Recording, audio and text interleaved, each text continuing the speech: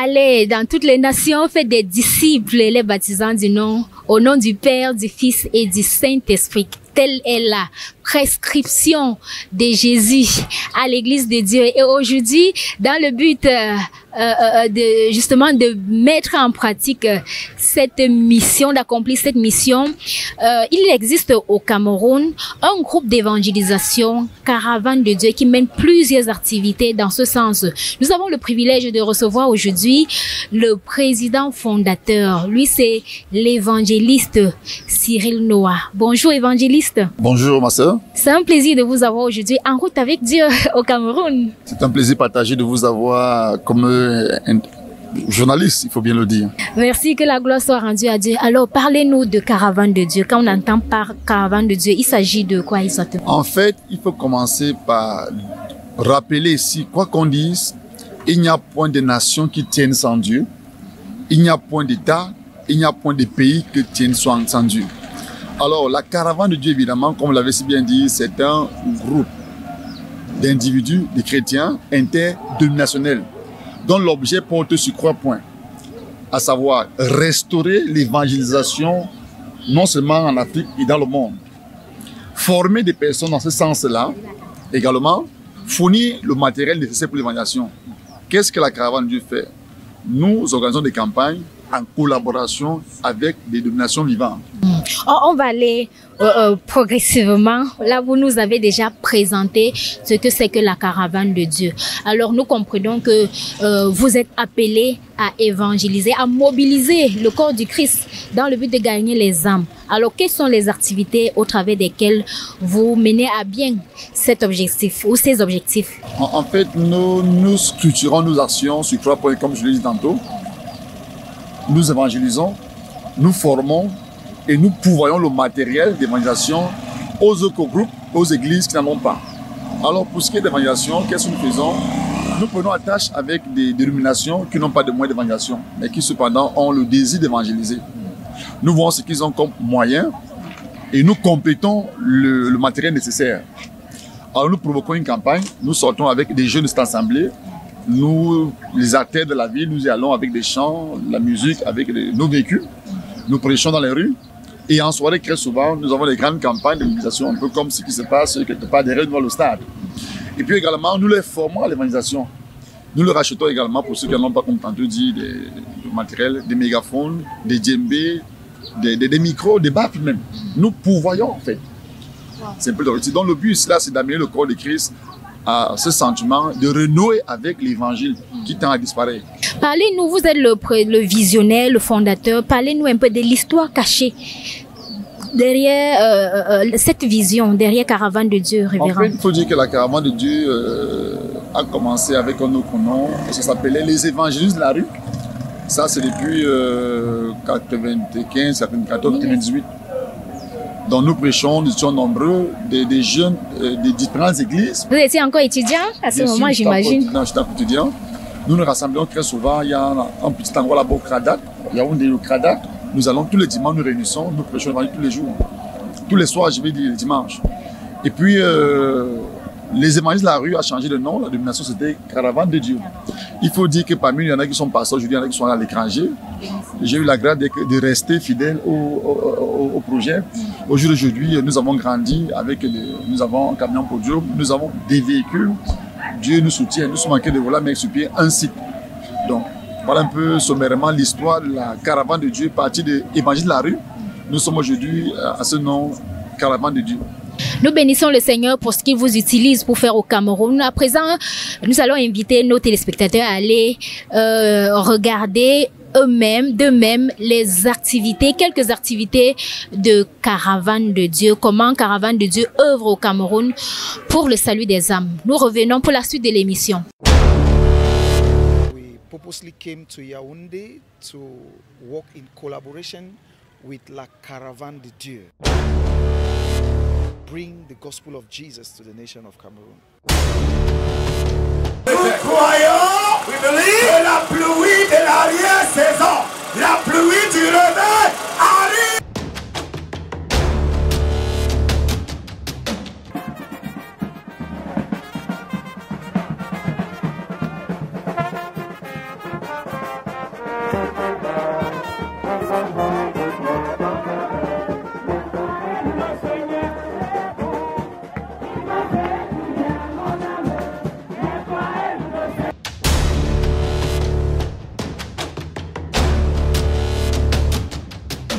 avons compris qu'il ne faut pas seulement prier dans les assemblées, mais également sortir dans les rues des villes et des villages afin de marcher dans la prière.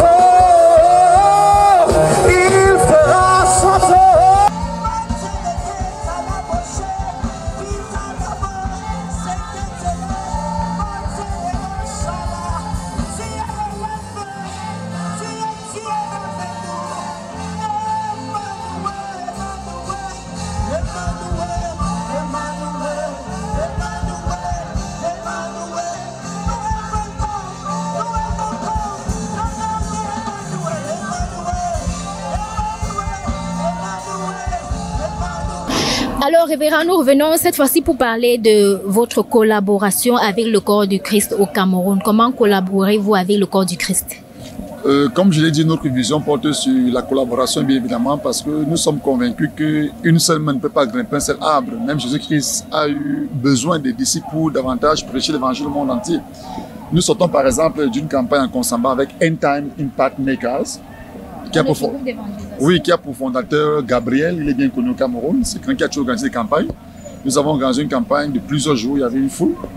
Donc nous avons la chance d'être connus, on nous sollicite, nous y allons, nous prêchons. Très souvent, nous provoquons des campagnes d'évangélisation. Si je comprends bien, si une assemblée locale veut organiser une campagne d'évangélisation, elle peut vous contacter? Bien évidemment, il y a un cas pratique, actuellement où nous parlons, le plein d'évangile, monsieur le plein d'évangile. La région du centre 1 nous a sollicité à l'effet de pouvoir, n'est-ce pas, organiser ces grands tournois couplés d'une campagne d'évangélisation.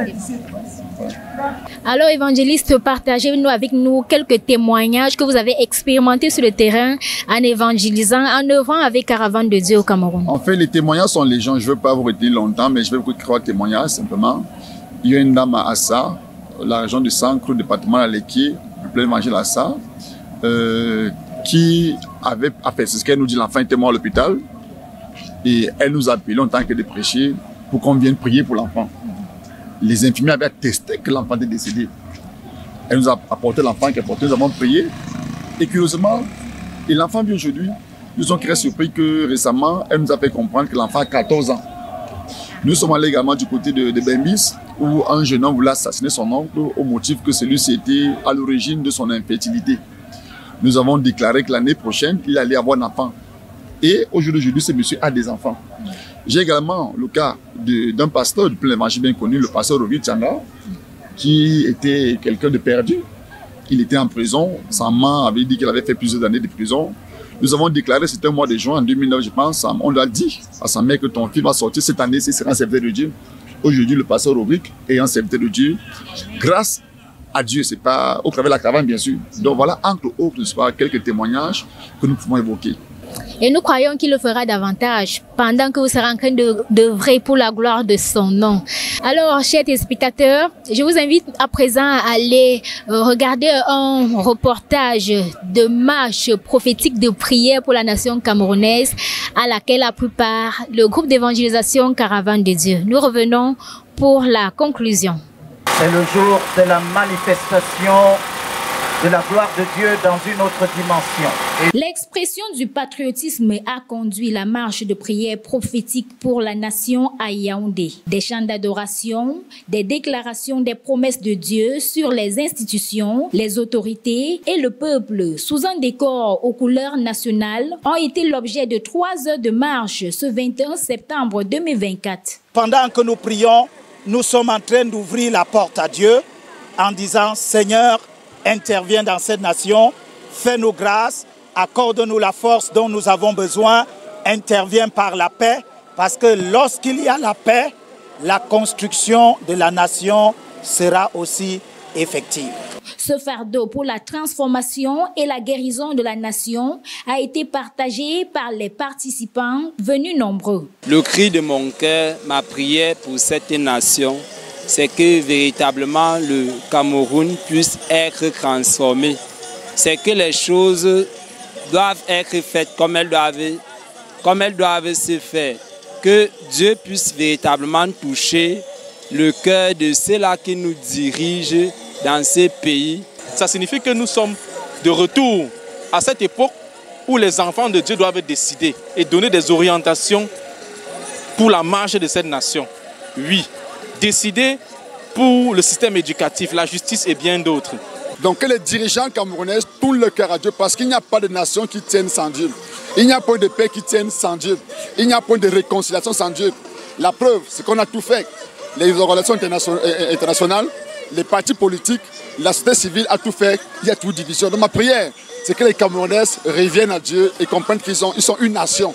Sur les 7 points d'arrêt entre le point de départ au monument J'aime mon pays, le Cameroun, et l'arrivée au monument de la réunification, les prières stratégiques ont été élevées à tour de rôle pour le règne de Dieu, la justice et l'équité, le réseau routier camerounais, le système éducatif, l'Assemblée nationale, le réveil, les forces armées et la paix. Et comme le dit Psaume 33, verset 12, « Heureuse la nation dont l'Éternel est Dieu ». C'était vraiment une belle expérience de découvrir les activités Caravane, le groupe d'évangélisation Caravane de Dieu et les activités qu'il mène pour l'expansion du royaume de Dieu au Cameroun. C'était avec l'évangéliste Cyril Noah. Alors, au thème de cet entretien, évangéliste, quel sera votre mot de fin à l'endroit de nos téléspectateurs en ce qui concerne l'évangélisation, bien sûr? En fait, ce que je veux dire, c'est qu'il est constant qu'au jour d'aujourd'hui, notre monde a perdu ses repères. Il est constant qu'au jour d'aujourd'hui, les moyens qu'on essaie d'employer sur le plan politique, économique ne marchent pas. Pourquoi? Parce que, comme je l'ai dit tantôt, il n'y a pas de nation qui tienne sans Dieu. Alors mon conseil, c'est quoi? L'Église devrait jouer son rôle. L'Église n'est pas rester ancrée des murs. L'Église devait aller au-delà des murs, comme le Seigneur Jésus nous disait. Aller partout dans le monde et prêcher l'évangile. Donc les évangélistes devraient encore se démontrer dans le sens où ils devraient entretenir des campagnes d'évangélisation. J'ai coutume à dire à certains pasteurs qu'il ne faut pas tant que les Européens, il ne faut pas tant que les Américains viennent organiser des campagnes pour que nous nous réunissons. Nous pouvons par nous-mêmes organiser ces campagnes et délivrer le peuple. Je me rappelle, le chef d'État camerounais l'a dit, il faudrait que les autorités religieuses jouent leur rôle. Donc je pense, à mon sens, que par l'évangile, nous pouvons recadrer un peu la jeunesse qui aujourd'hui s'égare. Nous pouvons aider nos dirigeants par des prières. Nous pouvons, pourquoi pas, booster l'église, entreprendre des activités. Pas seulement dans le sens spirituel, même sur le plan économique. Nous pensons, comme la Bible le dit, nous pouvons amener le peuple de Dieu à renouveler son intelligence. Un renouvellement d'intelligence, comme la Bible le dit. C'est notre objectif, amener les chrétiens à renouer avec l'évangélisation. Voilà. Merci infiniment d'avoir répondu à nos questions et bon vent à vous et à Caravane de Dieu. Merci, madame, c'est moi qui vous remercie. Alors nous retenons un seul mot, Église, lève-toi et œuvre pour le salut des âmes au Cameroun et partout ailleurs dans le monde parce que telle est la volonté de Dieu. Merci de nous avoir regardés. Que le Seigneur vous bénisse. Shalom.